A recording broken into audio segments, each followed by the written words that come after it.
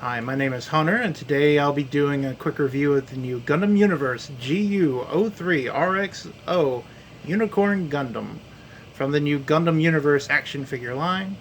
I have already opened this figure, and I'm going to say now it's missing a part, but I've already requested a new one from bluefin.com, so I'm not even going to bring that back up again. Anyway, let's get them open and let's see what we've got. So for anyone curious, this is what he looks like in the clamshell. If you look down here, you'll see this little square spot.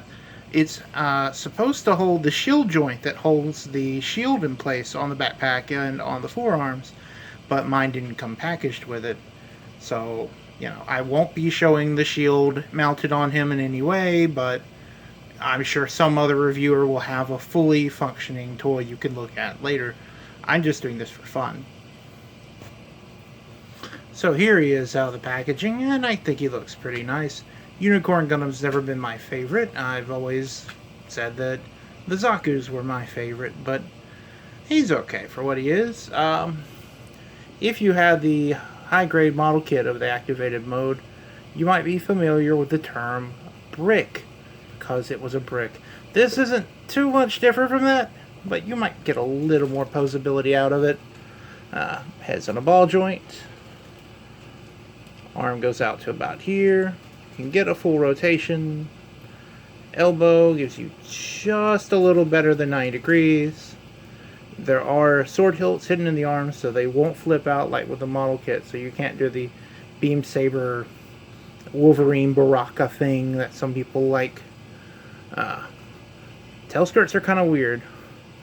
They'll go up that far. You can get them to come up further, but they're on this little white peg that just sticks in right here.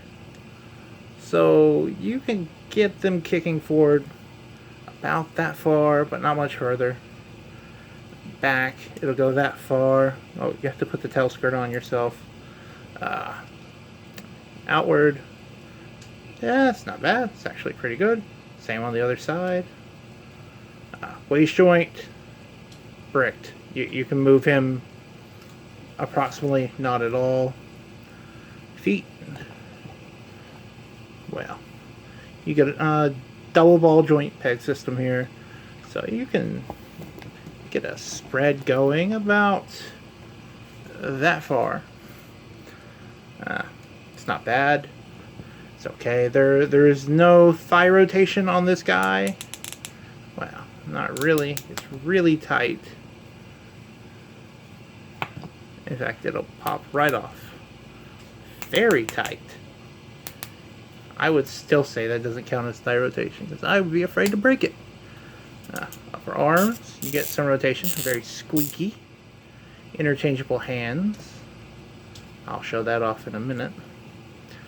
But, oh, and it does include a peg for a figure art stand, which I will put it on in just a moment.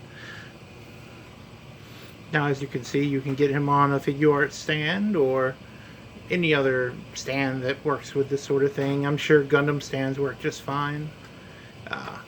He comes with his gun as well and a hand to hold it.